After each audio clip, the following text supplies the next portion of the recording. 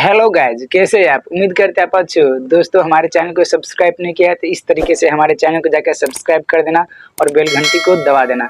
दोस्तों, आज की वीडियो है आपके नॉलेज के लिए। क्या आपको भी एलईडी टीवी रहती है?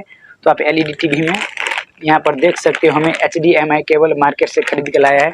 लेकिन HDMI केबल किस तरीके से यूज़ किया जाता है जो आपको नहीं पता है, तो आज इस वीडियो में बताने वाले हैं।